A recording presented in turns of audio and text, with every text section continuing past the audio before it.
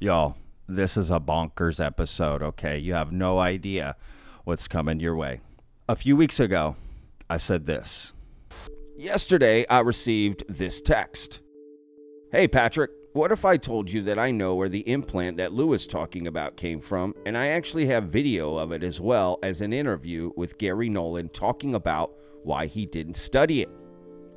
I would say, I want to see it.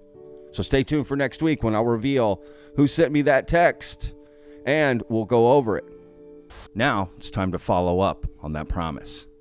Because exclusively, unvetted, thanks to filmmaker Ron James and MUFON, we have exclusive video footage and photos of this alleged alien implant that Luis Elizondo has presented on News Nation podcast and in his book. It's allegedly a biological sample removed from a US service member and submitted for analysis. This is possibly an alien implant. Well, if you look, there's actually a piece of the chip sticking out and what appears to be these fibers that were moving on their own. And then it looks like this chip or whatever this is, this foreign object, is encapsulated by some sort of biological material. I also have, for the first time, exclusive interview footage with this veteran who had an experience with a UAP and walked away with an alleged implant. So you're going to hear from this person for the first time ever. They're going to go over their UAP experience and talk about their implant. Their name will not be revealed, nor will their face be revealed, but you will hear from this person exclusively. Again, thanks to Ron James and MUFON, as well as a clip of Garry Nolan talking about this implant. You see, Ron James made a film called The Accidental Truth. He released it last year, and a clip fell to the cutting room floor, as they say. So this is a clip that's never been made public before, but it has to do with the implant. So I'm telling y'all, today's episode is absolutely bonkers. A lot of exclusive stuff. And a story about Luis Elizondo and orbs and a piece of UFO material that you're not going to believe. So anyway, stay tuned. Let's just get this going, y'all. Absolutely bonkers. Let's jump in. All right, vetters. Hello. Look who I have in the house right here. My good friend, Ron James. That's right. Ron, welcome to the show, my man. Hey, Patrick, back for more. You ready for another shellacking like last time? You know what? I survived the last one that I didn't deserve, and I've got some really good stuff for you today. So, I mean, that is no joke, y'all. You guys have no idea what's about to come up in this video. Well, maybe because you saw a badass trailer I put at the beginning of what's to come. But Ron is bringing the receipts and some goods today, y'all. I have to say, I've been looking forward to this episode for a long time and just hanging out with Ron in general, to be honest with you. But to be able to talk about this and show some of the stuff we're going to show today is very special. So, you know, huge shout out to you, man. All right. Well, thanks for having me on. This is a cool opportunity. You know, when Lou started talking about what he was talking about, I was like, well, wait a minute. I know a lot about this. And so I'm going to be able to corroborate a lot of what he says. I'm here for it, man. I'm here for it. Well, look, before we dive into that, Ron, previously when I had you on, I had seen well, you've done lots of projects, but this particular documentary that you released, The Accidental Truth, and Yes. Phenomenal, right? I loved it. I told you how much I loved it. It was great. I learned so much. It was just so full of great interviews, to be honest with you. But now you've got a new one coming out, right? And what's the title of this new documentary? Well, it's called Accidental Truth again because I've built kind of a brand and a way of delivering information, but it's called Accidental Truth Next. And what it does is it talks about all of the things that happen politically and in the field of disclosure with new interviews with Tim Burchett and Ralph Blumenthal and Ryan Graves and a lot of people that are new. It catches us up to the current events, as current as you could be with a 3-month release window on a film. But then we take another radical turn like we did in Accidental Truth, and we really have to ask ourselves a question. Okay, so what's next? When it's generally accepted that we're in the presence of a non-human intelligence, or many different types, what does that mean? Where do we go? What do we do with the information? It's one of the things that's not being addressed. Everybody wants disclosure, but what if it's profound? And what if it forces us to re-examine everything about our existence? So what's next? And so we take a deep dive into that: simulation theory, nature, reality, the spirituality of the UFO phenomenon, angels, demons, interdimensional beings. We have to start really asking and identifying the answers to those questions. So it's a true um, uh, child of Accidental Truth, and it's narrated again by Matthew Modine, and I hope everybody loves it. And if you haven't seen Accidental Truth yet, Patrick's got some links. You don't even have to pay to watch it right now. You can watch it for free, unless you want to support us on Amazon. Boom. Absolutely. No, it's a great film. Yeah, narrated by Matthew Modine. Next one also. You know what I love about hearing about this is that the first documentary, The Accidental Truth, it took you, years to put that together, and it's not easy putting out a film, period, right? This one, your back's up against the wall, and you're really, man, you are working hard to get this put together with a lot of relevant current, covering a lot of current events. So just props to you, man. I know how hard you've been working on this follow-up, right? That's coming out. So well, it's really hard. Go ahead. Sorry, Ron. Oh, no, that's okay. I was just going to say that people don't know this, but there's a 3-month window from the time you finish the project till the time Amazon or really any of the other people get it out to where people can watch it. And things are moving so fast in the disclosure field that it's very, very frustrating. It's like you deliver it, and then all of a sudden there's another witness on Capitol Hill, and you're like, oh. And so your biggest concern is that, I'm putting out information that's going to be obsolete, and everybody's going to know it by the time the film comes out. And I had that with Accidental Truth, and I'm sure I'm going to have it with this one. I keep pushing forward the date.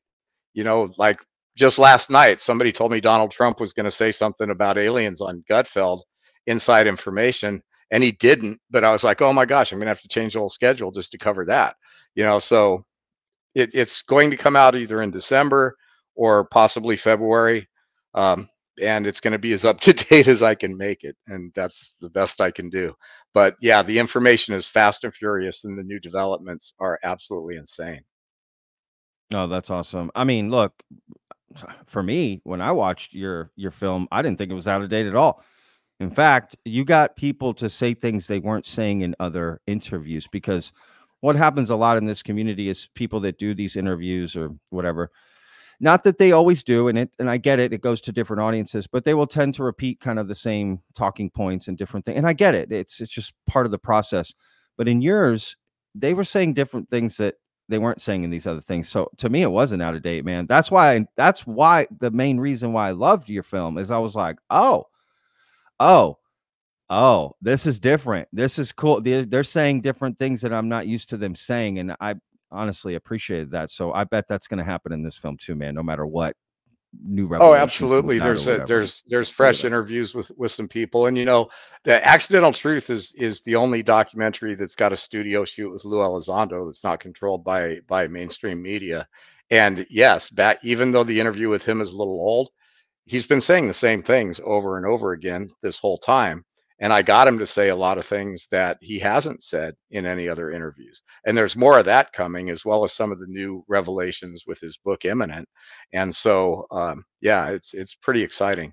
And I think that understanding the field and knowing what questions to ask, because if you're historically literate, then you can go in with somebody and you can pretty much pin them down about something that just a regular interviewer on a mainstream news show might not know the background to ask the question.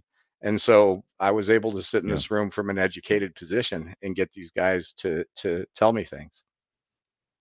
Yeah, that's actually a really, really great point, to be honest with you. Well, that brings us to this next part here, because in Luis Elizondo's book and in interviews, he's talked about an implant, right? An implant that is in a body, potentially, and being removed from a body, right? And just the idea of implants in general on all kinds of different people, right? And there's been lots of stories.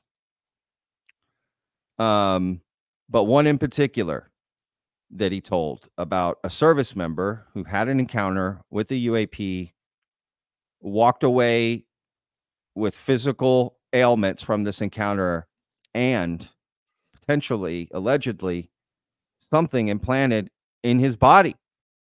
And Lou hasn't gone much more past that. That's it, you know. But you have, and you're here to kind of talk about that, which it is fascinating, Ron. So I'm just going to throw it to you and hit us with it. Sure. So when Lou talks about this particular implant, I had to make sure we're talking about the same one. I happen to have been very involved at the time when he got that implant handed to him. And I know where it is, and I know who it came out of, and I know the whole background of the whole story. And here exclusively, I'm here to corroborate that Lou Elizondo is telling the truth about this implant. And I'm also here to show some more information, including an interview I just conducted, part of it, with the actual implant donor himself, and what happened at Stanford when we sent it to Garry Nolan. So yeah, vetters, you're in for a good one. Y'all, so yeah, they have no idea, Ron. You're bringing the goods, dog. Like, for real. I'm telling y'all, we got the goods. I can't wait to play all of this. I'm looking down here. I got it all lined up. So, Ron, I think what I should do is just bring up some pictures first. Maybe let's start there with some of the photographs Sure. that you So provided. just as a little bit of a background, this implant case was brought to MUFON. And at the time, MUFON was working with people in TTSA. In the very beginning, there was discussions of some strategic alliances. And one of the things that we did was we turned over this implant specimen to TTSA and to Lou.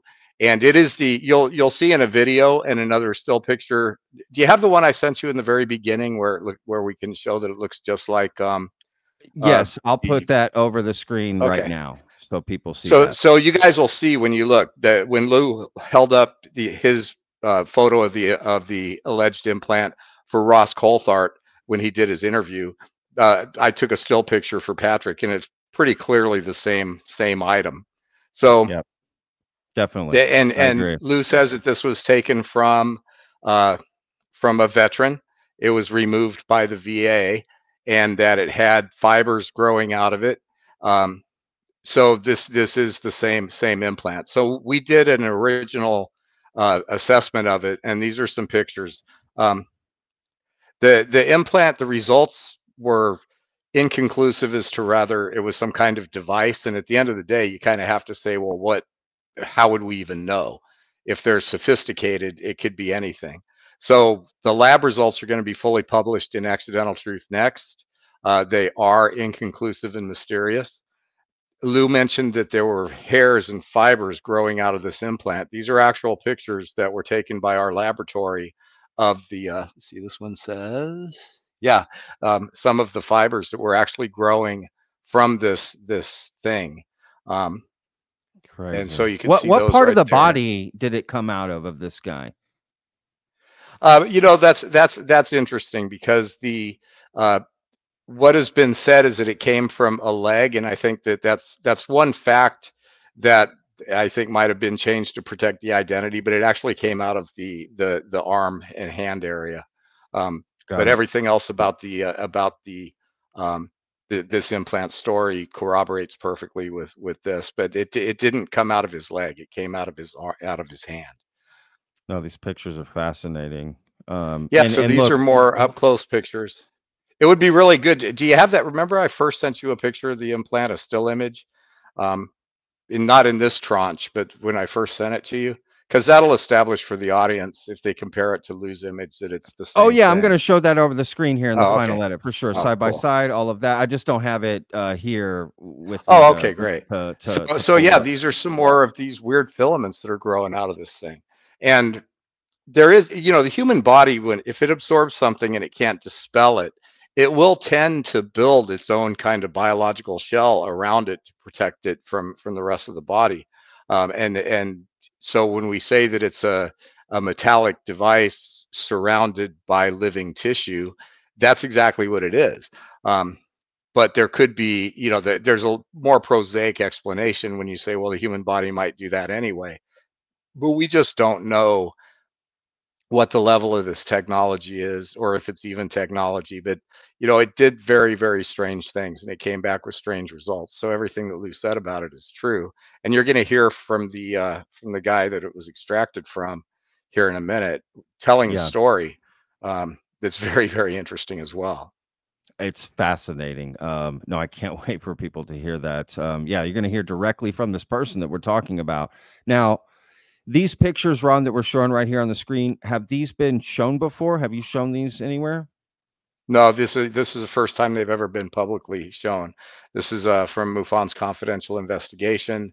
We handed the materials over to TTSA back then, and it's only with permission from the well, witness or whatever you want to call him, and MUFON's blessing that I can share these. But yeah, these have not been publicly published. Oh, that's important to remember. Exclusive here from Ron and MUFON. Yeah, that's right. I'm hooking you up, Patrick. You are, and the vetter community appreciates it. I promise you. All right. Yeah, so we'll see. They're probably going to be somebody out there looking around going, oh, look, that's a blue thread that was manufactured by a yarn company, and somebody should shoot Ron James. Yeah, I can see it now.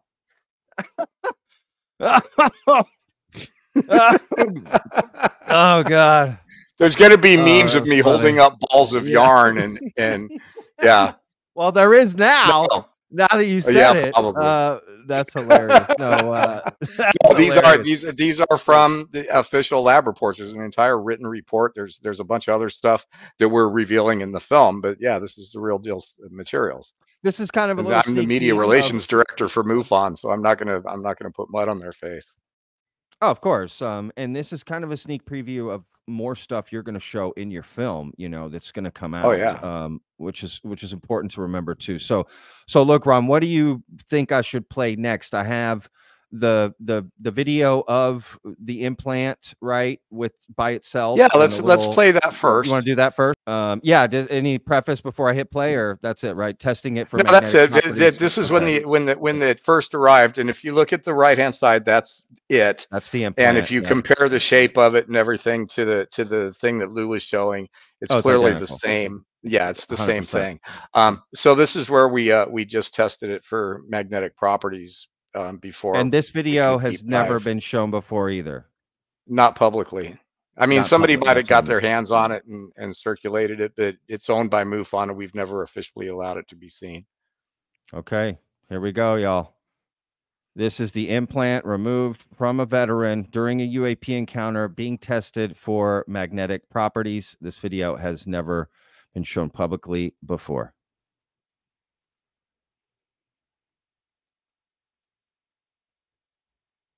I muted the sound. I remember you telling me to do that.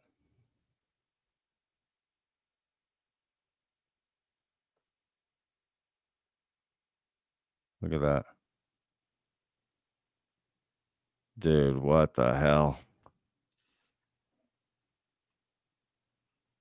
What in the hell?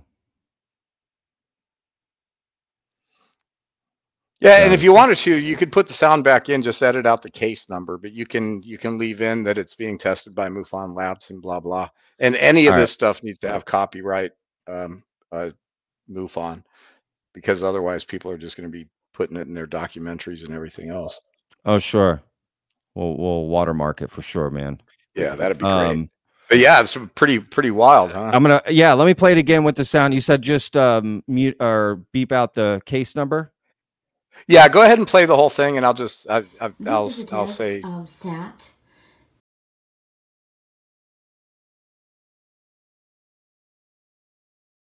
to check it to see if the implant is magnetic. I'm using plastic forceps, so the only metals here will be on the magnet and the implant. It sticks to it. It won't come off unless I really pull it off. It is definitely magnetic. Wow. I wonder what the strength of that is, of this magnet. Either way, it clearly the magnet it like jumps off of the cloth to the thing.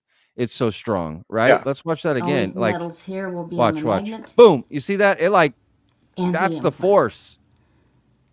Yeah, and you can see by the size of the tweezers, this is not a big, huge thing.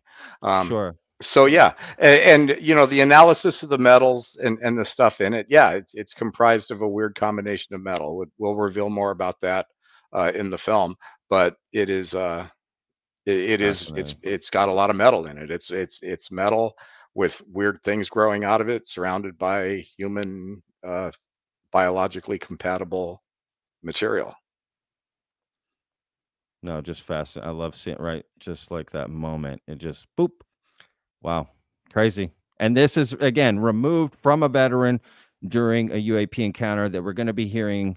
Well, it wasn't removed from a veteran during a UAP encounter. It was removed from a veteran who had a UAP encounter. That's what I meant. Many other things. Yeah, I mean, it sounds like there was a flying saucer and a team of doctors while the flying saucer was there. So we want to make sure we clear that up. Aliens were not present during the extraction of the implant.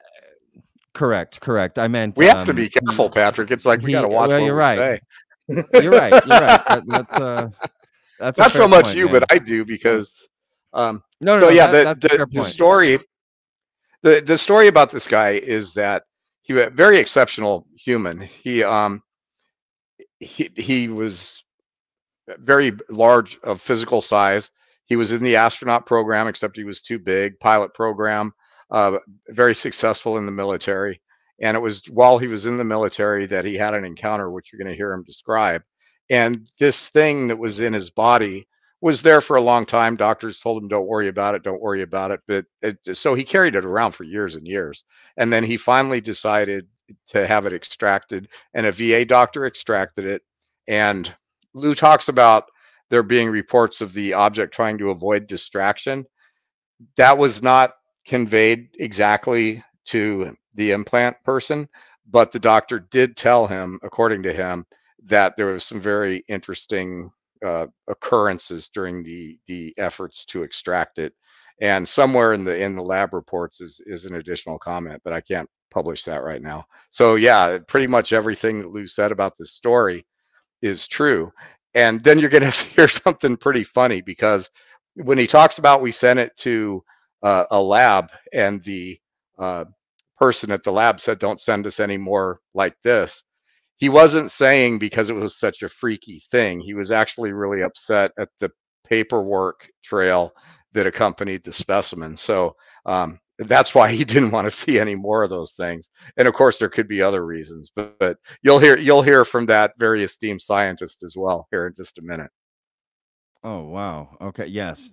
Yes, absolutely. So first I should play the Garry Nolan's piece first, or do you think we should play the interview with the implantee? Let's do the Garry. It's pretty funny. So here's what happened. We gave the implant to the Stars Academy, to Luis Elizondo, and it got sent up to Stanford. Garry Nolan, I found out later when I was interviewing Garry for Accidental Truth, I brought up the implant thing. I didn't realize that he was the person who had received it. And so he actually said, yeah, that came to me. And he corroborated the story of how there were problems with the paperwork and it just wasn't right. And so it did not get studied by Garry. And the implant has since been returned safely, and we know exactly where it is. And it's available for future stuff as well, probably. But yeah, here's Garry Nolan in a spontaneous right back when exchange about it. Okay, here we go. So this is again This is me. I'm interviewing Garry for Accidental Truth, and this came up. Is this in Accidental Truth? No, This clip? So this hasn't been no, shared either. This is off the nobody's cutting room ever seen floor. this. No, this is the Yeah. first time. Okay, y'all. Look at these exclusives from Ron here, y'all. Y'all better give some love to Ron in the comments, please. Jesus. If I could reach to the screen and hug Ron right now, I would. All right, here we go. Ron James talking to Dr. Garry Nolan, Stanford professor. Footage not included in the first Accidental Truth, again, about this implant. Here we go. Right back when TTSA first started, and they were making some statements about having some materials, we had a metallic biological sample, MUFON, that was an supposed implant removed from somebody. We took this thing and we preserved it properly in laboratory conditions, and we gave it to Luis Elizondo. Now, the word was that it made it to Stanford, which may have been you. The material did come to me, and I returned it as is. You know, when you're talking about taking something out of somebody's body, it needs pathology review first, right? It needs to go to a pathologist to make sure that it wasn't cancer. So, I mean, my statement back to them was, I'm sending you this back tomorrow. I just got it today because I don't have a consent form. You want me to do stuff on it, but if it hasn't gone through, I see no pathologist's review here. I will lose my job if I touch this stuff. It was stated in what got back to MUFON that there were certain legal ramifications about the sample. And you know, of course, a lot of people are just conspiracy minded. They're like, oh, well, they just destroyed it so it couldn't be properly analyzed. No, there's plenty of other, to be honest, there's plenty of other acclaimed implants that at some point it might be worth taking a look at. There's Roger Lear's stuff. Only once I see that there is, you know, evidence of consent, even if the person is deceased, you still have to have evidence of consent from the family, right? You know, it's just following protocol. I really appreciate you clearing that up. There's still people that think it was some big conspiracy, and I'm like, I'm gonna find out. You can't just take pieces of people and send it around by FedEx. It's also important to dispel conspiracy when you can. I can say this, and there's still people who are going to say I'm lying. Great clip, man. Wow. Great clip. So you haven't seen Garry Nolan say that on Coulthard? No, yeah. You can't just take pieces of people and send them around through FedEx. He's not wrong. Yeah. And so, you know, this is a heads up to all these implant cowboys out there. Please do not FedEx pieces of people to Garry Nolan. He doesn't like it. He doesn't appreciate it. He doesn't want to open those kind of boxes. It's just not okay. So Implant Cowboys. I love that. That's the name of my new band I'm starting, Ron. Implant Cowboys. Oh, there you go. So you know, really, because Lou had mentioned, he says, well, the scientist we sent it to said, don't ever send me anything like this again. That is true.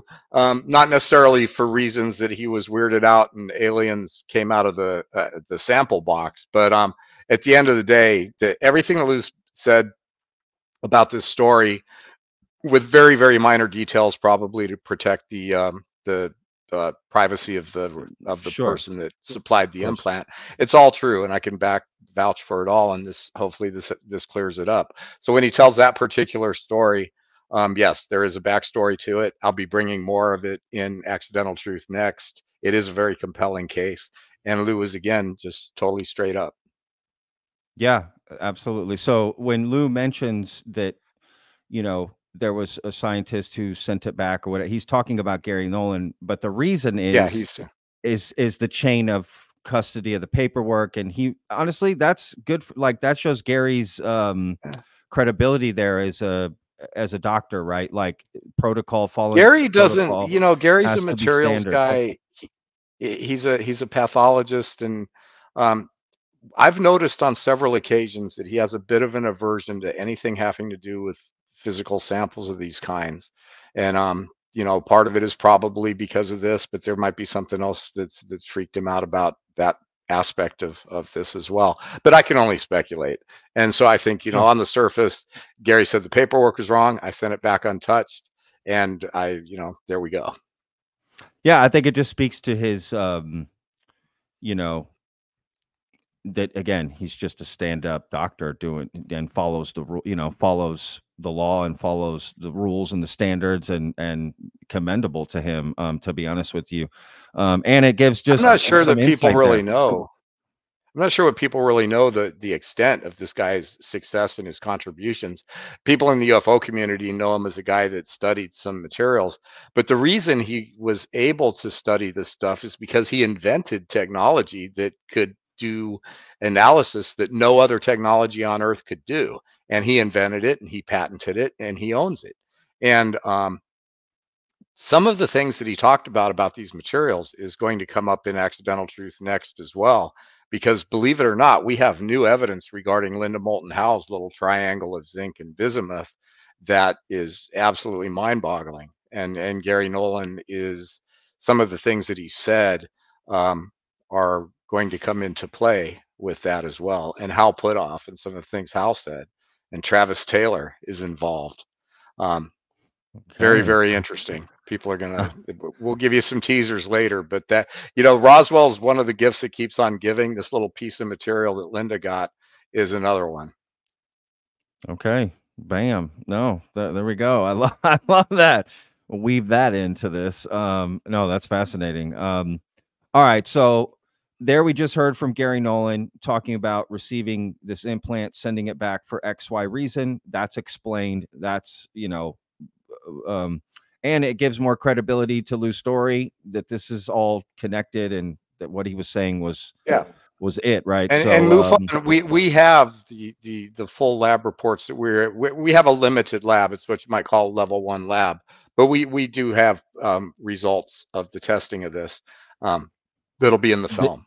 That'll be in the film, correct? Yes. Yeah, I can't wait now for the film here. All right. So, all right. Do we need to preface anything before I play this interview with the implantee? Yeah. So okay. Only in our field can this happen, right? I was given permission to contact this person from the case, and you know, who wants to make or give a call where you call somebody on the phone, say, hey Jay, nice to meet you. My name's Ron James. I'm calling to talk about that alien implant that you turned over a few years ago, and I just wanted to make sure you got it back, and you want to talk about it. And say, oh yeah, I got it back. It's safe and sound. I know exactly where it is. And I mean, who has these kind of conversations? Go try to have one at the mall, right? Hey, by the way, you know that alien implant you sent us? I want to talk about it. Oh yeah, sure, no problem. But anyway, that's kind of pretty much how it went. So I interviewed him for about 45 minutes on the phone. I'll probably fly out to interview him in person. But this is just a little bit of his story about his personal encounters and the implant itself. So without further ado, this is Jay. Not his real name. This has never been, shared before. There's no interview of him that's ever been shared before. Nobody knows who he is. This is literally two days ago. In fact, Patrick, you and I have been trying to schedule this interview for a while, and I keep putting you off. One of the reasons was because it took me a minute to catch up with him. But this interview is literally just a few days old. Wow. Okay, y'all, you heard it here, right? Another exclusive here with Ron, with the person that this implant is all, everything that this is about. Right, everything we've been talking about. I'm bringing the goods. Guy. I'm bringing the goods. Yeah, these are the goods here. These are the receipts, and this story is fascinating. Okay, that you're about to hear. I've already listened to it, but I'm still shocked by it. So yeah, without further ado, Jay, again, not his real name, but Ron James talking to Jay on the phone about this implant, his encounter, everything. Let's just play it here.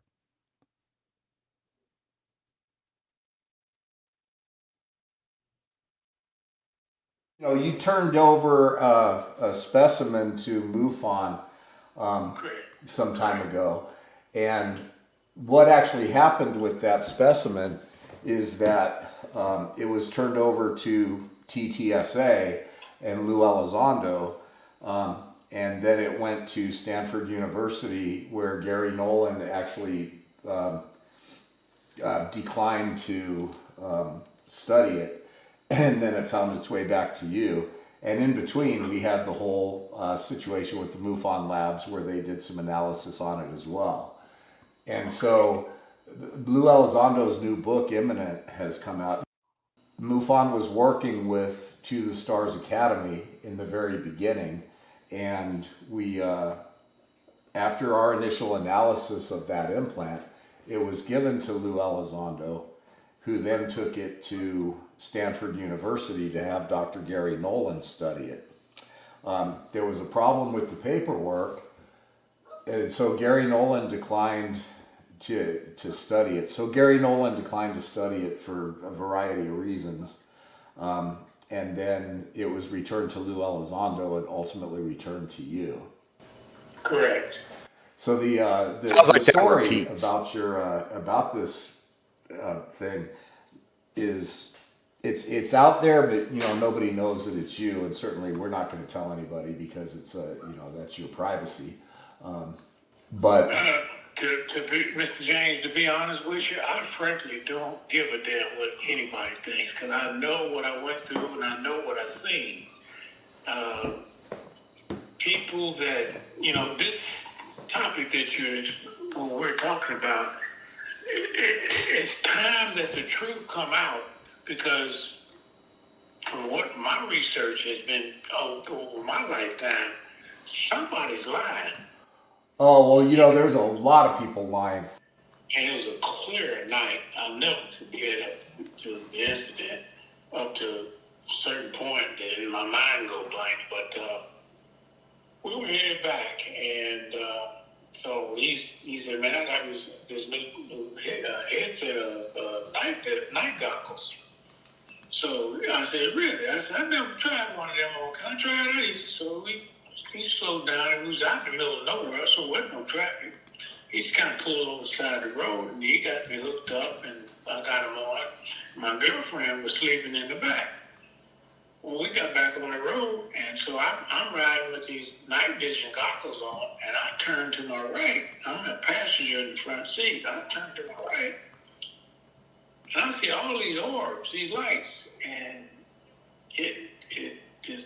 the one that it caught my attention was pretty good size. From when it got up on us, it looked like a top hat, but it was saucer shaped with like a top hat, part of it on top of it. And he had some goggles, night vision goggles himself, and we pulled over the side of the road because he's driving, and I'm sitting here looking at it as we drive. And I said, "Man, you see these lights?" And he'd look over at it once in a while. Finally, I just told him, I said, "Man, pull over. You got to look at this." So he did. Me and him both got out of the car and walked on the shoulder of the road. And my girlfriend woke up, and she thought we just got to, stop, take a piss. And so she was laid back down. Well, this UFO, if you want to call it that, it was probably a quarter mile off from the highway. Like it was right nesting up against the side of the mountains that we were traveling against. And it was just sitting there with us. And by that time, we said, "Man, let's go." And so we got back in the car to head back to Riverside. And my memory, the next thing I know, it's the next morning. It was just kind of puffy and soft, like a bump. And I thought it was like an abscess or something of that nature. And I thought it would come to a head and bust eventually, but it never did. And then I got the job at Boeing in Seattle. And so when I got to Seattle, I had it x-rayed again, and nothing showed up again. Well, after Boeing in Seattle, I finally came home back here to Oklahoma, and finally the doctor that looked at it both times told me if it wouldn't bother me, don't worry about it. I thought it was just an abscess. Well, I let it go. That bitch at least 30, 40 years for it. It started bothered me, and I started getting x-rays of it. Well, finally, when I got back to Oklahoma, I went to the VA, and it came up for some reason. It came up on their x-ray. I mean, it came up. It looked like a diamond effect on the x-ray film when you look at it. And I told the doctor, you know, when he x-rayed, he said, there's something in there, and if it's bothering you, we need to go in and get out. I said, well, whatever you get that's in there, I want it. He made sure I got it back. And so, you know, you got to collaborate with the VA on that procedure. He did say something. It was some unusual procedures in the course of him taking it out. He didn't get into detail about it. But what you... Wow. So a couple things, because I know people are going to be like, well, what's this night vision goggle story? Because the implant's supposedly like 30 years old or more. This particular person was active duty military in the aerospace field. And so he was active duty, and the person he was with that night was another one of his active duty partners. So, you know, night vision technology has been around for a long time, and it's not a stretch that members of the military working in that would have access to it. And so he was working in some pretty interesting military avenues at the time. He couldn't get in the astronaut program because he was too big. Fighter pilot stuff was hard, but he went on to work for Boeing and a bunch of defense contractors after he got out of the military. So it isn't just some random person, and so that's why he had access to night vision back before it was a real big thing. Sure. And I know he people are was going to ask, active. because I asked. I was like, well, wait a minute. You know, I don't know that night vision is that old, but the fact of the matter is it actually is that old. So when is the date exactly that he's saying this happened? The encounter, I didn't ask him for an exact date, but it was back when it was about between 30 and 40 years, he said. I'll get that when I interview him on camera. Sure. So that would have been back in the 90s. 90s, Yeah, 90s, 80s to which, 90s. you Okay. know, we had that technology then. Oh, sure. But it was one of the first things that I was asking about, because I wanted to make sure, you know. Yeah. No, I absolutely. So he had this implant inside of his body since then. He just left it in for that long. Wow, that is fascinating, to be honest with you. That he left. Yeah, it he in didn't that actually long. discover it until later. You know, and this isn't like some big giant thing. He didn't really discover it until later when he was doing some other medical stuff. And like he said, it was very small and very and puffy and soft. And then, of course, over time, it became larger and Agitating. enveloped in Yeah. more biomass and that kind of stuff. So, oh, it grew inside of him. It got bigger. well, not like that. I'm not saying that the base core of it did, but the protective shell of biological material over time, I believe, got a little bigger and a little thicker. Oh, that's interesting. Which, of course, can be explained by simple biological actions. Sure. There's a name for, and it's in the medical report. There's a name for when your body builds a protective shell around a foreign object. It's not. It has a prosaic explanation. Yeah, it's actually quite common. So if something gets stuck in your body and your body can't eject it, it's not uncommon for it to literally craft a protective shell around it. So we're not saying that something got stuck in him. I believe that's what it is. They didn't do DNA on it, but it did match the kind of criteria for that. But then the fibers are a whole other thing. This is embedded in the skin, and there's definitely a series of weird Morgellon almost type fibers that are coming out of this thing. But, you know, anything could happen inside somebody's body. I mean, yeah.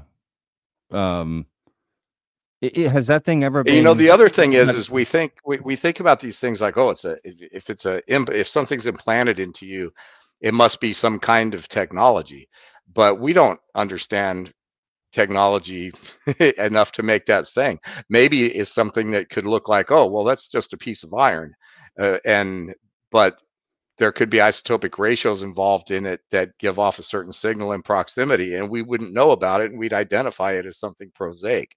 So the metallic composition of this thing was pretty weird, but it wasn't anything extraterrestrial, and it's not a machine. But if you look at some of the images up close, Dr. Roger Lear used to say that he suspected that these things were carbon nanofibers. And there's a couple of these images where if you really look at them up close, they seem to have a structure at an almost microscopic level. So who knows? You know, I'm not a scientist myself, and the scientific studies that have been done on this so far are inconclusive. But that means inconclusive that there's no proof that it's some kind of alien technology, and there's no proof that it's not. Got it.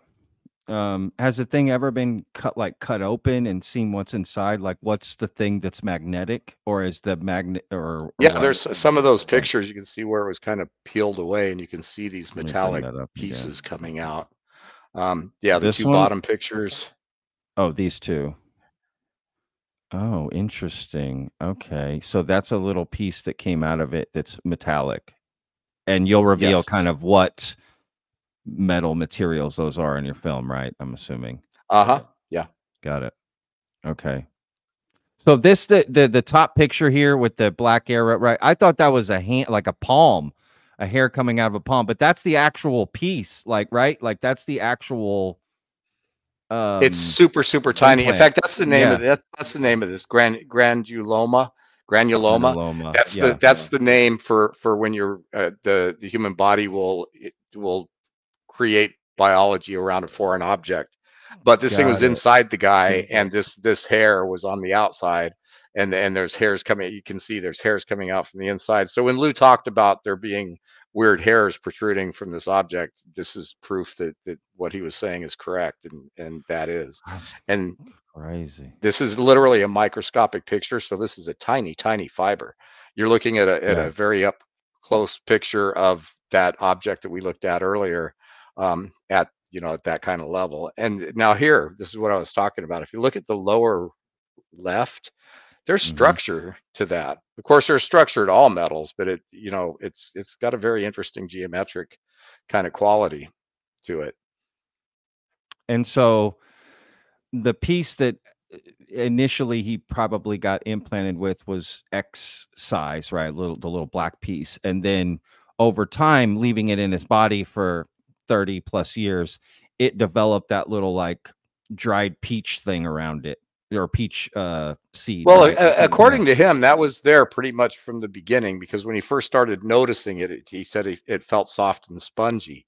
So got it. It had always had that, and Got just it. over time it grew. But if you're when Lou's talking about there being biological material around the sample or around the item, well, that's exactly what that is. And if you had a way to trigger that biological reaction with something that goes into the body, then that's what's going to happen. And even if it was artificially induced or whatever, it's going to be that human body physical reaction, and what that looks like that you see it play. It's not going to be like there's some kind of unidentified DNA that grew around this thing and formed a shell. It's going to be the person's own biology creating that shell around the foreign object. Is this thing like giving off any signal that you think, or like what do you like? What purpose do you think they were unable to detect any kind of active signal coming from it? That it was. Now that doesn't mean that it doesn't have some sort of something that can be read, like a microchip in a dog, but it's not. It wasn't emitting anything that we could detect. Yeah. What I mean personally, what just your personal thoughts of you're the closest to the story right now is you, right? Besides this gentleman. So like, just what are your, what do you think overall? Well, I think it's another example of strange things happening to experiencers. It's another example of a mysterious object. But on the other side of that, the mysterious object is made of identifiable components. It could have just been some kind of piece of metal that got stuck in his hand when he was working in his yard. So we don't know. The metallurgy is not extraordinary, but it's also got a lot of questions associated with it as far as the composition. So I think a little more research needs to happen. But one of the things that I'm becoming more and more aware of is that we're not going to get something pulled out of somebody's body and it's blinking and blah blah blah and it's talking to the Andromeda.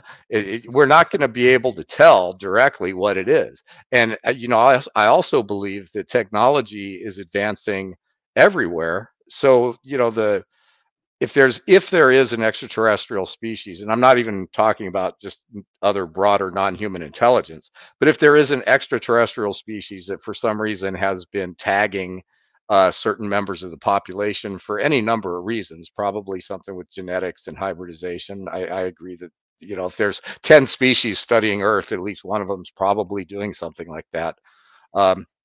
Then that technology is going to evolve too.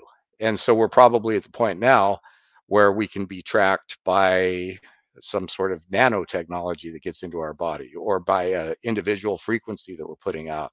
And then we're moving to the day and age where technological implants are going to be a fact of everyday life for all of us.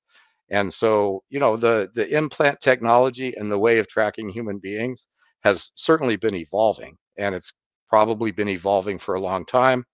We've probably seen different iterations of this technology in these procedures. And if there's more than one species doing it, the whole other thing opens up. So the bottom line is, is there technology by non-human intelligence to track individual humans? Probably. And are we in possession of samples of that technology? Probably. But has there been any definitive proof that you can run out with the newspaper and drop it on the front porch? Not yet. But you're working on it, right? You're working on We're it, working man. on it. Oh, yeah, About as you're hard as working on it. about as hard as we can. Yeah, As a absolutely. filmmaker, you've got to come up with something that's going to make a good film, or why bother? And you have to do it in integrity, or why bother? And so Sure. every film I've ever made in the UFO field, which is dozens of shows, I made the Disclosure Dialogues in 2012, which won the EBE awards. And it was a whole other documentary about disclosure. Then Accidental Truth.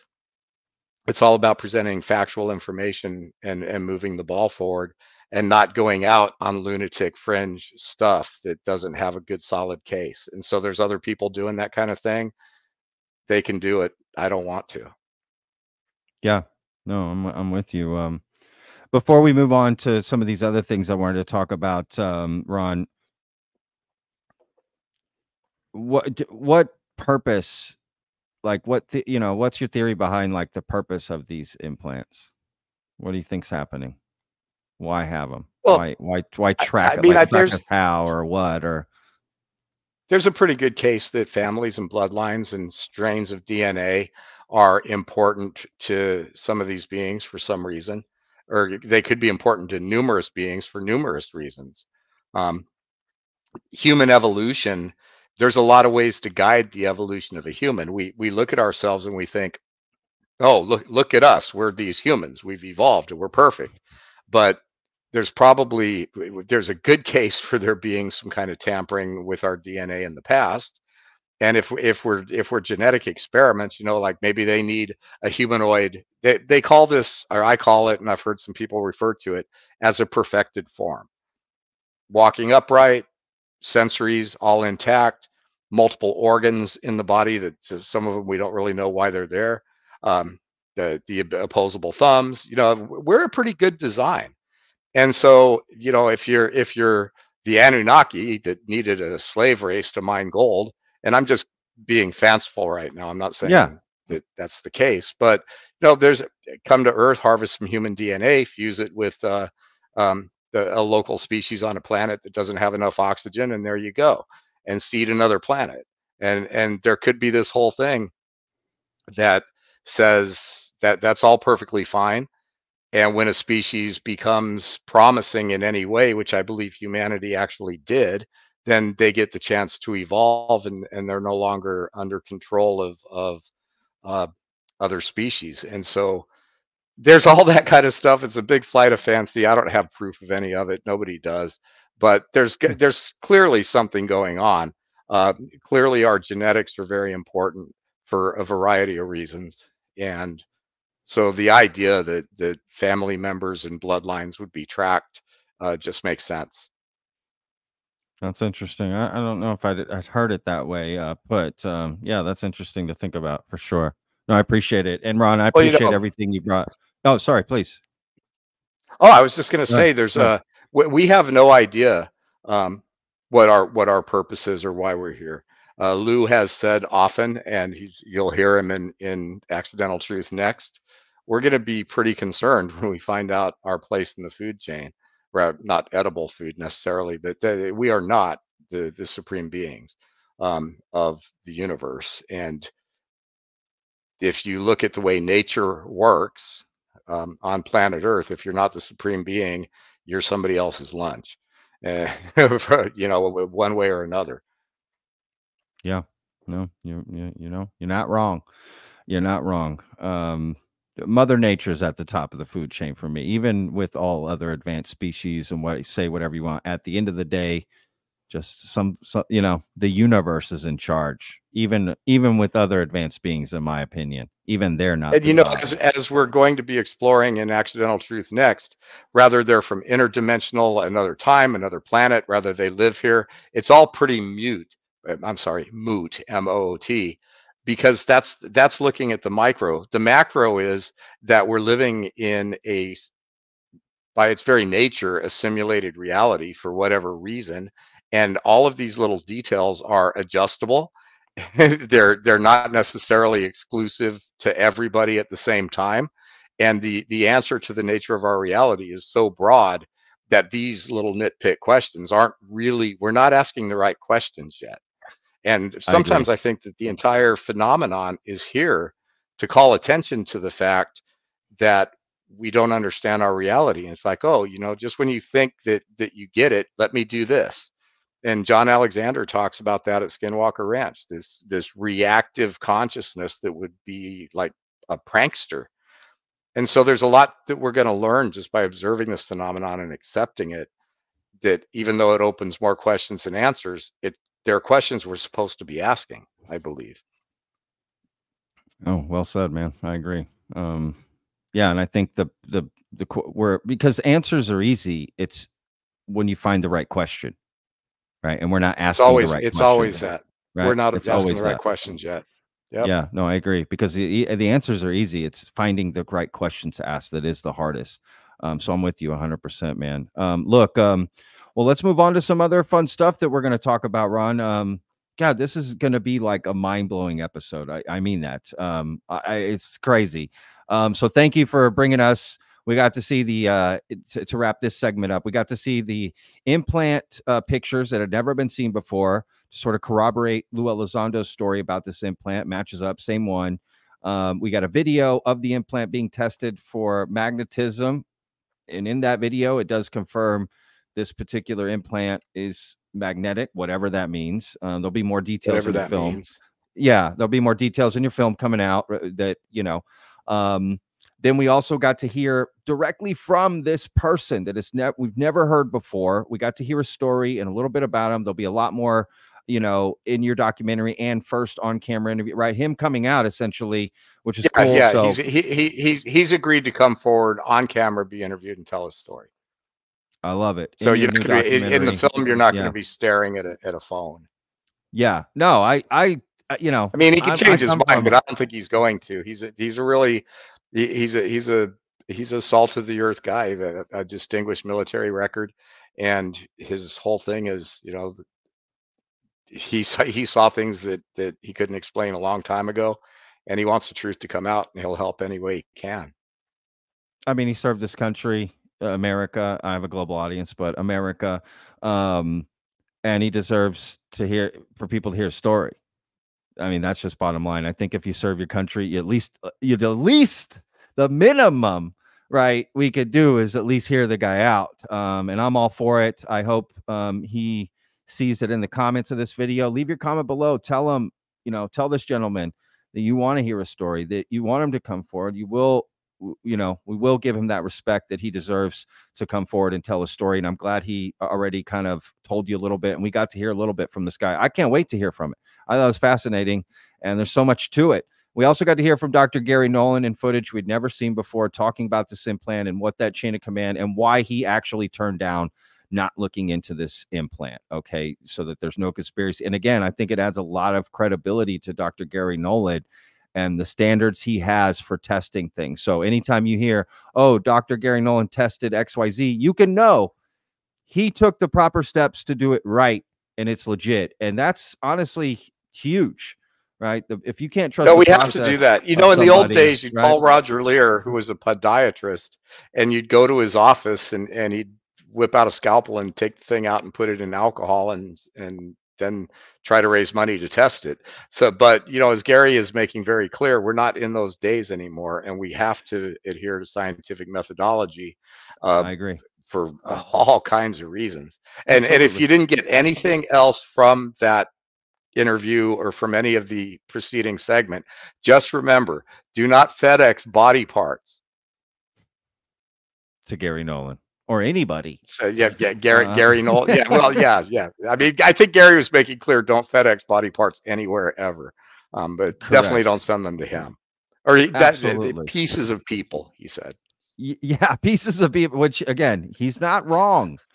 You're at the FedEx office, like sending it, like, do you want insurance on this? What's the value? Well, let's see. Yeah, gee, I don't know. Yeah. What kind of insurance do you get for that? Do you sign? Well, yeah, I mean, I think it's signature? Illegal. It is illegal. You have to say. It completely is. Yeah, it completely is, and it should be. And again, I think it just adds to his credibility as a doctor and the standards that he has.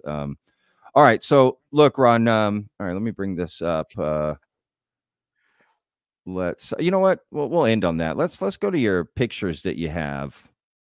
Let me bring those up again because you got some cool pictures. I thought we'd go through some of this. So is this is you with Danny Sheehan? Is this going to be in next Accidental Truth? Yeah, so these are all pictures from the interviews that I've been shooting for Accidental Truth Next. And, you know, Danny Sheehan told me some pretty cool stuff.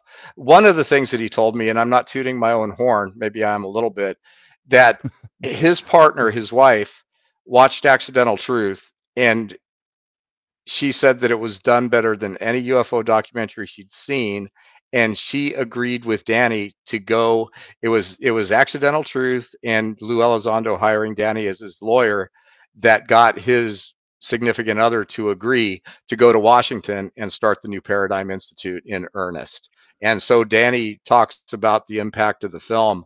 In fact, a lot of people talked about the impact of the film in these interviews. But Danny told me that, and I got to tell you, it was the most gratifying thing I've ever heard, I think. It was amazing for somebody of his stature to make those kind of comments about my movie. And so people will be seeing that and coming up. Dude,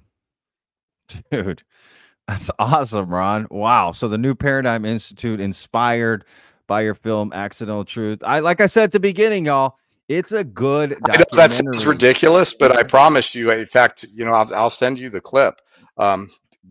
Probably sooner than later, where he says that. And I was just like, I was floored. But I was also floored when a fairly well-known CIA guy came up to me at an event and said, your movie ruffled a lot of feathers. And one of the reasons David Grush got the go-ahead to step forward is because of your film. And I believe that absolutely is true, because everything that David Grush came forward to tell was in Accidental Truth. And he came forward right after it came out. And he said that it rippled through the intelligence community. I know for a fact that it rippled through the halls of Congress because I was there. We provided Congress an eyes-only copy of the film before it was released. And then I got to go and meet Tim Burchett. I've met Andre Carson and a variety of others, and I have the receipts and the pictures. And I've sat them down, every one of them, and told them what's going on with the UFO topic. And both the House and Senate Intelligence Committees had their own version of the film uploaded to a Vimeo channel for them to review. So yeah, it made some waves. Wow. Okay. There's me with Tim. One more time. Love it. That's so in Accidental Truth, you'll see the newest interview that I got with Tim Burchett. I've interviewed him in person twice, online 3 times, and then we visited off camera.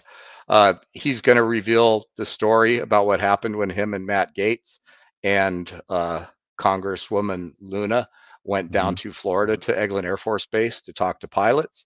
You haven't heard the whole story, and you're going to hear some more in the film. Oh shit! I have covered that for sure on the channel, Ron. I cannot wait to hear about that. Oh wow. Okay, dude, you are dropping so many bombshells in this interview today, Ron. Like, I don't think people understand. Literally, almost everything you're saying is a thread to pull. Crazy. Here's you playing guitar, which, by the way, we're gonna play a little clip at the end of your new music video that you have. That's awesome. Um, Yeah, so that music video dropped last week, so there'll probably be a link in yeah, the thing. People go watch it. It's on definitely, MUFON's definitely. YouTube channel. Yeah. I wrote this song and shot this video all at my own expense and then released it for free. Never tried to make a dime off it. This is me shooting. I actually sang the song solo on my guitar in front of the White House, Congress, and the Washington Monument. And in the video, you'll see why I was supposedly directed by aliens to go to Washington and get disclosure. It's all part of the story, but you'll get a kick out of it. You know, it's kind of like a Bill and Ted story where it's like we need to write the greatest song ever and give disclosure to the world. You know what I mean? And you just hear like, I love it, right? That would be a great way for disclosure. Boom. Bill Where and else Ted can and you see Ron. Travis Walton come out of a portal with a guitar? Yeah. That's true. You got the exclusive on that too. Yeah, the link for the full video will be in the description. I'm going to play a very short teaser at the end of the interview so you can see a little bit about it, but definitely it's awesome. And this is you shooting it, so that's cool. Free. Here's you, and it's free. Yeah, it's on YouTube. Here's you with Richard Dolan, and I think that's Stephen Bassett in the background, right? That's Stephen Bassett in the background. I'll tell you a funny story. This was taken in Rochester, New York on the day of the eclipse. So I drove up to Rochester. I invited myself to Richard's house because Steve told me that they were going up there. Rochester was one of those places that had where the eclipse was directly over. So we went there and it was really fun. So Stephen, Richard Dolan, Peter Robbins, and I were sitting in a park when the eclipse hit. And we got a really funny video because Steve got a little bit upset. And we realized something at that event. And that was, what happens when you get 4 ufologists together for an eclipse? And the answer is they all start talking about UFOs and miss the eclipse. So Richard has contributed to Accidental Truth Next. Part of it is a deep dive into the political process that's unfolded, all of the different legislation and who's involved.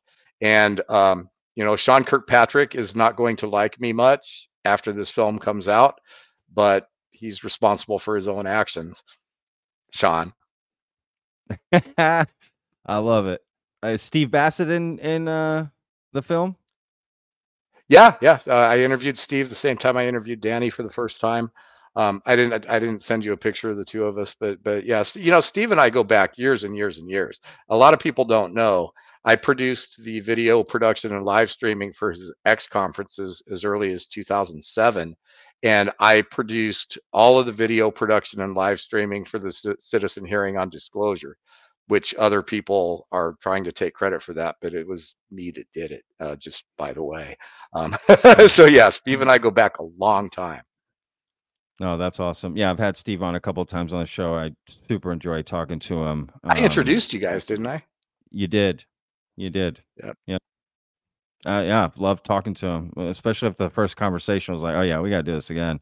Yeah, I definitely enjoy. I need more endurance during our conversations because Bassett's he's a marathon runner when it comes to conversations. The guy can just keep going, and I'm not prepared for it. So I gotta build up. Did I ever tell you what George? Okay, so George Norrie told me this about Steve, and people out there, he's not going to get mad that I tell this story. So I'm not saying anything bad. George once said that Steve was the only guest that he had where he could start the interview, go downstairs, go across the street to the coffee shop, get a latte, come back up, take his chair after a restroom break, sit down, and Steve was still talking.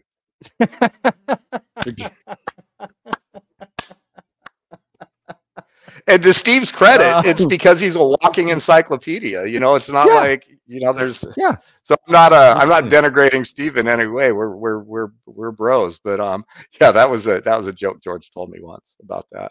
No, I Because love that. there's video out there of me and George Norrie and Steve Bassett at the Architects of the New Paradigm, which I hosted with Jordan Peace, talking about disclosure and how they had been on opposite sides of the disclosure fence for a long time.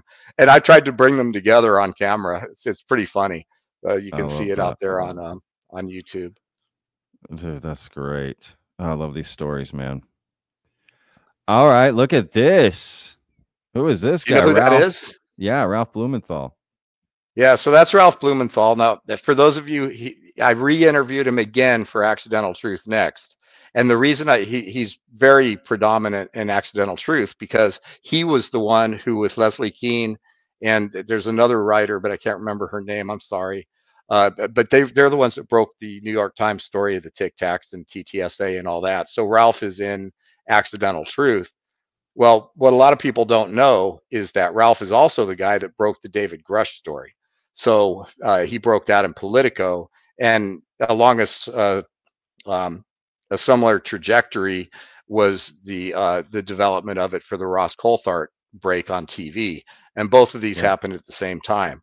So you're going to hear firsthand how Grush was vetted, and it was a year-long process of shopping that story to different media, making sure that it was legit. It wasn't just this guy popped up. This was all very organized and very very thought out and contrived for a media presence. It's just like everybody that's come forward. They haven't been doing it because they're in defiance of the keepers of the secret. They're doing it because they have permission. And Sure. people need to understand that. We're witnessing a disclosure that is being controlled according to a playbook. And everybody that's really, really in there, especially government folks, they're all following orders. And that used to make me really angry, but it doesn't anymore. I have actually a lot of respect for these guys, mostly because they're following orders. But we're watching a show unfold. We're not watching a series of spontaneous events where all of a sudden some whistleblower shows up in front of Congress. Because if that was true, he wouldn't make it to Congress. We're watching a show. And so all the people that are pushing to affect disclosure, you can push all you want, and you might have some effect. But at the end of the day, it's happening the way people we will never meet and never know who they are have decided it's going to happen. And we're never, ever going to get the entire truth because there's too much accountability that nobody can take. So anyway, just a little aside.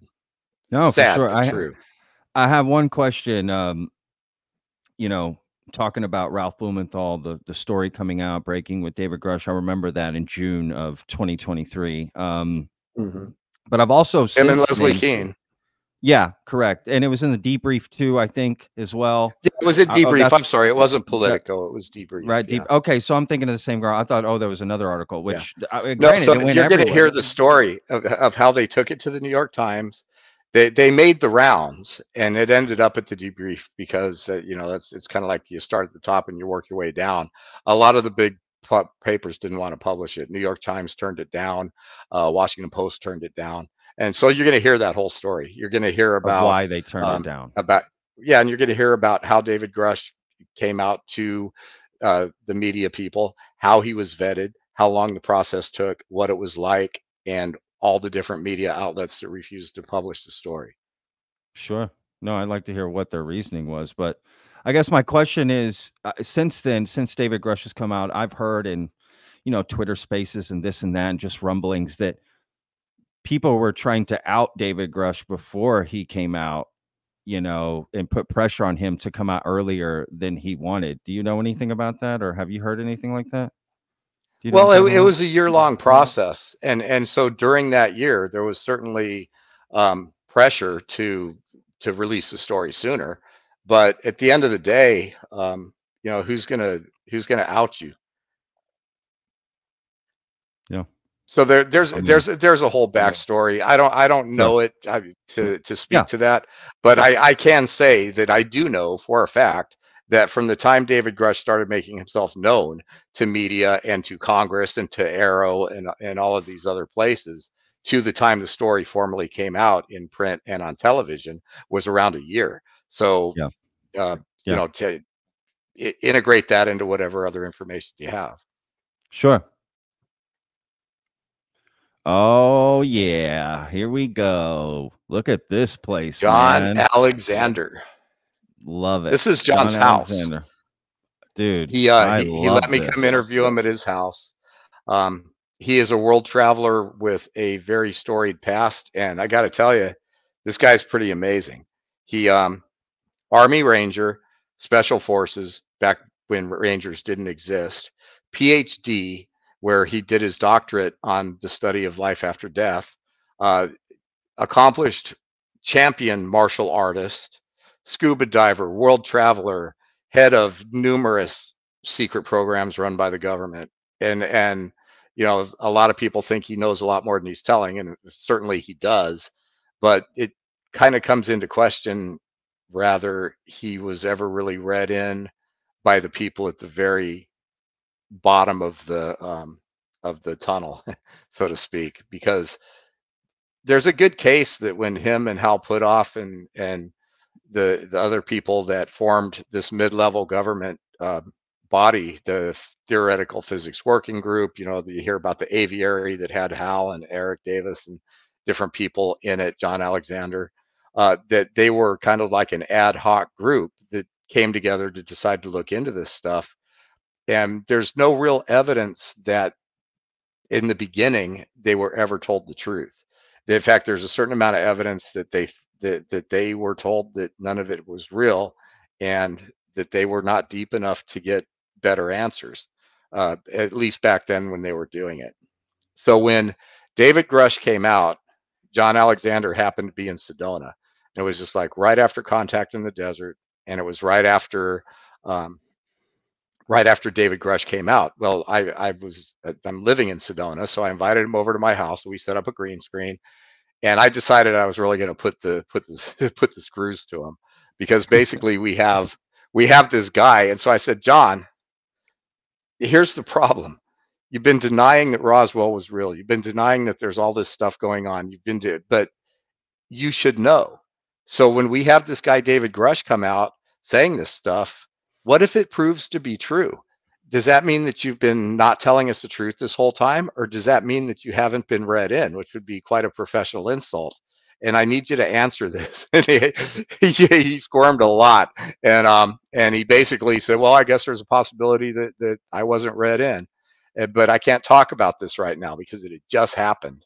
And I shot that interview with 2 cameras. The main interview camera that was on John, the video card with the file disappeared.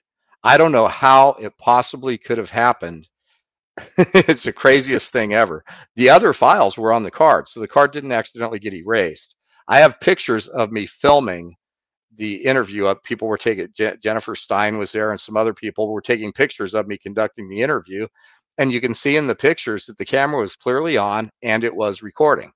But the on-camera interview with John Alexander, for when I was pressing him on those issues in that manner, that file disappeared. Now, what nobody knew is that I had a second camera in the room. So there is a record of the entire interview. It's just not, it's, you know, it shows the lights and the green screen and everything from a different angle, but the audio is there. So I have it. And so I'm kind of, you know, looking for what was it about that gotcha moment and how could that possibly have happened? So anyway, fast forward, now I'm at his house and he's had a little bit of time to regroup. And one of the things that you're going to find out in Accidental Truth next from John Alexander is that his perspective on this may be shifting and that he ran it up the flagpole after Grush came out. And in the interview that you're going to see in the film, he says, yeah, I asked very high-ranking people that I've known for a very long time, and they all said the same thing. And that same thing is believe Grush from the mouth of John. It's absolutely earth-shaking, and you'll see it in the film. Dude, your film is just going to be crazy, dude, right? Like this next film is going to I know, and there's all these people talking about these other films. Like, who's that guy that nobody knows why he should be in ufology. He's like a crypto dude. You've had him. Oh, You've been talking Matthew about him on your Pines. show. Matthew Yeah, Pines. Matthew. It's like you're forgetting the next big film. You're talking about James Fox's film, and I love James. We're friends. He's going to put out a really good film, and then we've got another film that's coming out from somebody. But Accidental Truth Next is right up there with all of them. So Matthew, Absolutely. add me into your roster, dude. Right, Adam. And you know what? To be fair, I also need to be sliding that in, because you're right. I've also just not been mentioning your film, and I need to start doing that, because yes, I'm with you. All right, well, look, let's And in Accidental Truth Next, we're presenting 6 cases where stuff has appeared, including another case of a contactee that was given some metal that went to Luis Elizondo and went to Hal Puthoff and went to Garry Nolan, and we have that metal now. It's been given to us to analyze in the film.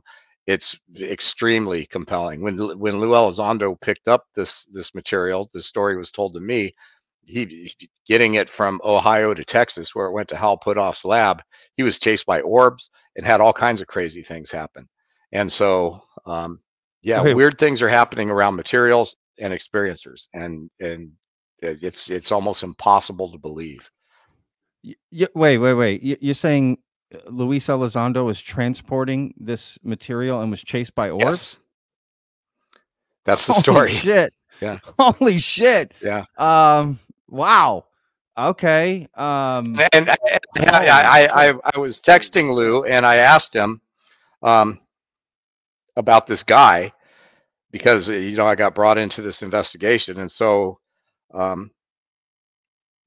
asked him if he knew him. This is Lou and I do text fairly often, but he told me he gave me the go ahead to give him a call and have a broader conversation about this guy, and he stood up for him. I haven't verified with Lou the stories of some kind of strange chase, but it's been verified by other people that have been involved in this. And so, yeah, that's the story. Wow. That Lou had some very interesting times getting that specimen. And this was while he was still working with TTSA. So he went to Ohio, he acquired the sample. And when he was moving it back to Texas, supposedly to Hal Puthoff to study, he had some interesting things happen. So I'll be confirming that with Lou. So to Austin, right? Yeah. I don't know. Is it Austin? Yeah. Is that where Hal's lab is? I lived in Austin for almost a decade. So this would have actually happened while I was living in Austin, because I just moved up to North Texas just a couple of years ago. Okay. Before that, I was in Austin. That's interesting. Wow. So during his time at TTSA, he's moving. Again, this material also was supposedly, right, something that appeared from an experiencer, right? Mm-hmm. Yeah, and again, he was told and guided that it had significance, and we'll be unveiling more about it. In fact, we haven't even concluded the investigations yet, but it'll be in the film. And it's just there's all these cases of this weird material showing up. In the hands is it all the same of material? people. Is it all like aerogel? No, it's all material? No, it's all different. This is metal.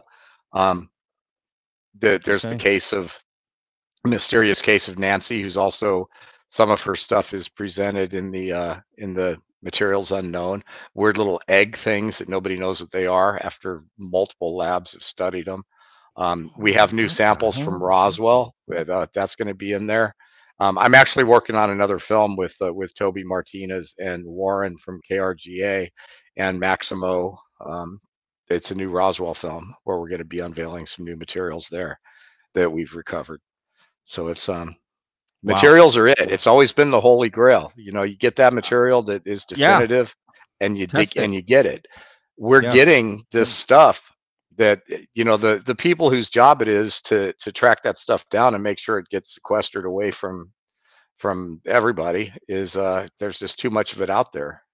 And so sooner or later, going to hit the holy grail, and we're going to have something that is absolutely definitive. And Luis Elizondo says that he's seen such materials, and he has, I'm sure. And I know, as we know from this interview, I know of several of those circumstances, and was involved in some. So yeah, it's It's interesting. What do you like?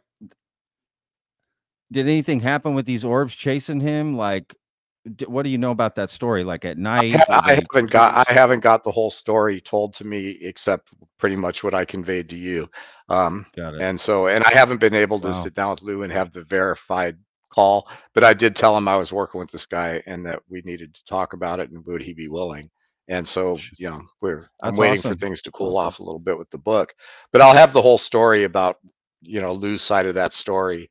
If whether it gets published or not, he'll at least tell me. So Yeah. hopefully, we'll find out. Wow. Okay. Yeah, I'm super. That's honestly terrifying. That sounds terrifying to be chased. You know what I mean? That just sounds terrifying, that story. Well, you know, in Imminent, he talks about different experiences with orbs in his house. And, That's you right. know, a lot With of his the guys family. at Skinwalker Ranch, yeah, the Skinwalker Ranch crew back in the Bigelow days, when Alexander and Putoff and all those guys were out there, and Chris Bledsoe was involved, and then so was Tim Taylor, and all these very, very mysterious people. Couple other pretty well-known scientists, their names escaping me, but the Skinwalkers at the Pentagon, they're in there. These guys were all having weird stuff like that happen with orbs and mysterious things following them home. Wow. So yeah. No, the hitchhiker effect, right? I mean, people are calling this the year of the orb. I don't know who said that to me, but somebody said that to me, and I think. Well, Chris Bledsoe's publishing some incredible stuff, and you know, for those of you who don't know who Chris is, he's got a book out called UFOs of God. Yeah. He has been. What was happening to him was identified as legit by the same old crew, the Putoffs and the John Alexanders, and so he's been legitimately identified as a person experiencing this phenomenon, and he attracted the attention of all these covert programs, and he's been involved in some stuff that no ordinary citizen would be involved in unless there was, you know, legitimacy to what's going on with him. Yeah, no, absolutely. No, his story's fascinating. I just made a video about a other orb he made. I had Science Bob McGuire on, talking about him and some stories. He's good friends with him. I've had Grant Cameron on. He's told great stories about him. No, absolutely. It's fascinating. Wow. Ron, you have dropped just bombshell after bombshell in this whole interview, dude. It's kind of crazy, to be honest with you. We could have just done one thing in all of this, but you've managed to. Well, maybe we should split it up into episodes. I mean, no way, man. Let's just give it to the people, baby. Let them have it. They're gonna dissect it, bro. There's just so much in here. It's a treasure trove. I want people to watch the whole thing. It's amazing, man. Thank you for all of this, dude, for coming on and sharing all of this stuff. And you know, before we go, man, I want to make sure we highlight something here, which is this badass studio that you have behind you, dude, that I can't stop looking at. Because this is where you make your show on MUFON, right? That's on MUFON. Yeah, this is when I started MUFON TV, I built this studio in LA. I haven't been using it very much, so it's kind of been sitting here, but I'm here today. This is my set that I built for the talk show. And you see, I'm gonna put I literally built this. Yeah, I literally built this with my own two hands. It's all video walls, and it's set up so that you can change this to whatever you want it to be. So these are basically giant video walls that have stuff on them, and then there's a stage right here where you can stand and perform, or I put my talk show desk here and interview guests. But yeah, it's the coolest. I've built several studios, but this is my favorite one. It's about 2,000 square feet, and this is one of a few different sets. So yeah, thanks for letting me show it. It's really cool. Oh, dude, you kidding me? Sick. Are you kidding me? That's like, I would love to have a studio like that. It's very like, you know, CNN, like professional, dude. Like it's legit as hell. Are you kidding me? Again, I have an X-Files poster, okay, and an open sign for my food truck when I ran it. That's why I have that open sign. It's just very special to me. But nothing. Well, like it's very interesting because I watch your show and I watch Rogan and some of these other ones, and I'm like, Ron, why do you have this big elaborate thing? Just put yourself in a little room with a couple cameras and some cool looking walls, and there you go. Why did you spend $50,000 on a beautiful state of the art dynamic set that you're not even filming in right now? So, oh man, well, it I looks great. think I may have made myself obsolete. Yeah. Hey man, nobody can fault you for trying to, you know, do your best and show something badass. You know what I mean?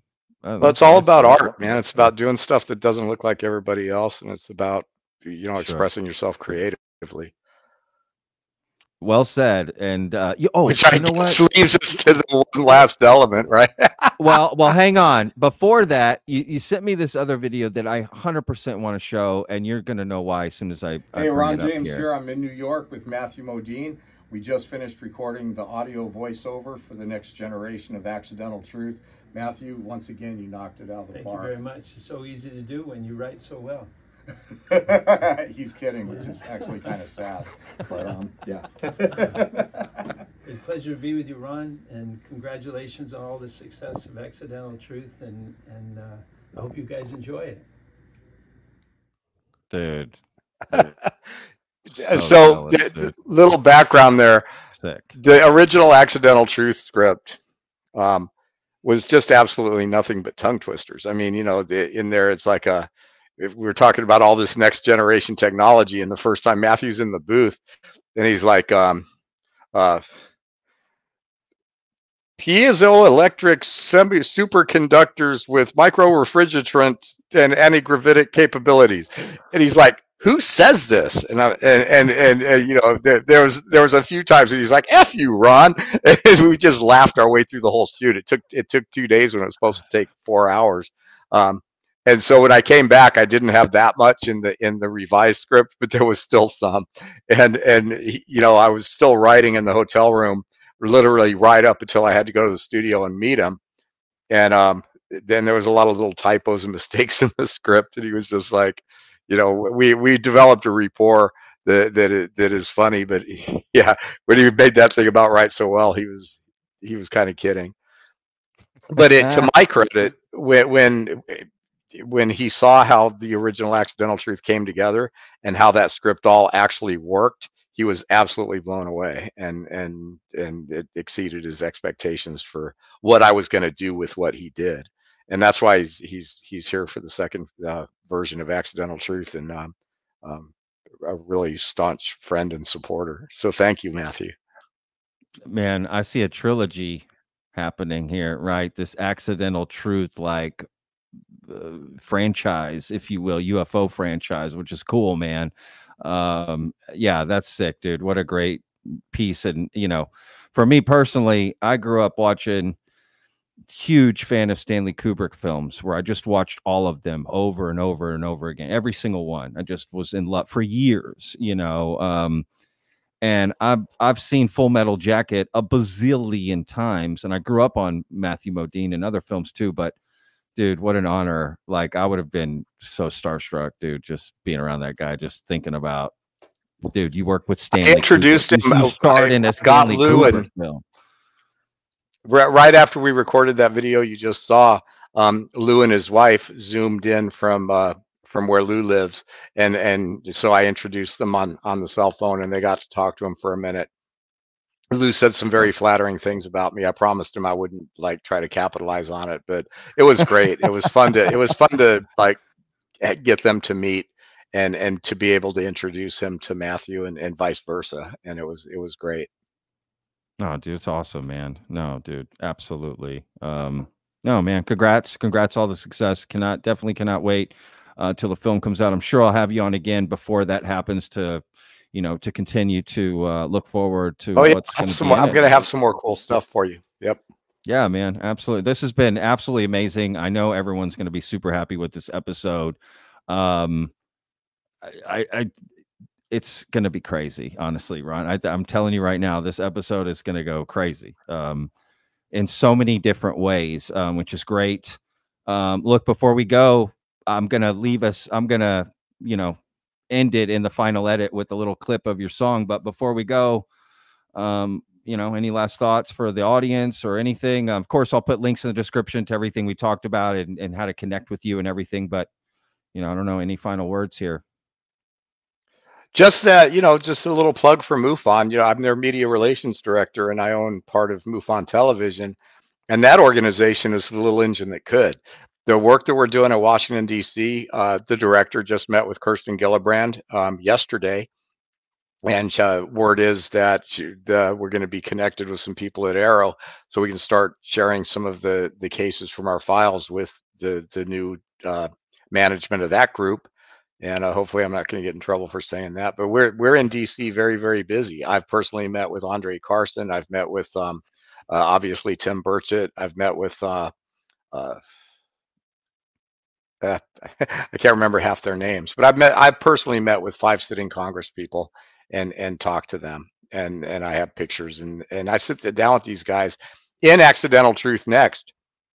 You're going to see me briefing Tim Burchett about the UFO phenomenon. It's the only video ever shot of a sitting member of Congress in his office being briefed by a UFO investigator. And so for all these people that think that these guys aren't being told what we know, I videotaped it, and it's in the film.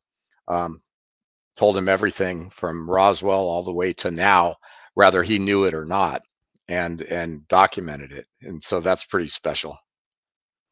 Dude, this is sick. What a great ending to this, like that knowledge. That's so cool. In the music video that you're going to play, there's a scene where I'm in Tim Burchett's office sitting next to a camera talking to him. And that is actually from the interview. I shot it with 2 cameras so that I'm in one of the shots. And yeah, I briefed him, told him everything from Roswell forward in like 5 minutes. So it's the only video ever, I think, of a UFO investigator briefing a sitting member of Congress about the UFO phenomenon. So we know that these guys know, and MUFON has made all of that possible. Yeah, that's awesome, man.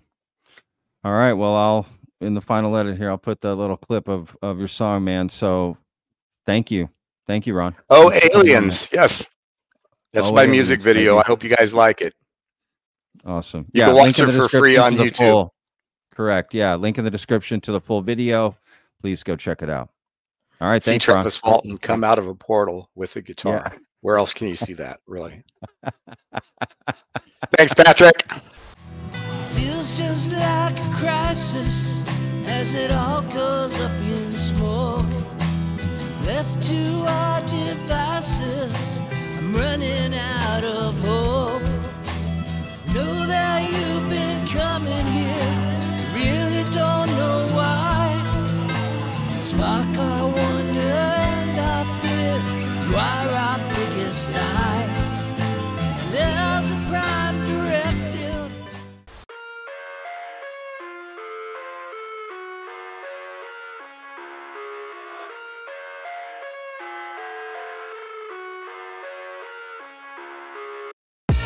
I live inside my own world of make-believe. Kids screaming in their cradles, profanities. I see the world through ice covered in ink and bleach. Cross out the ones who heard my cries and watched me weep.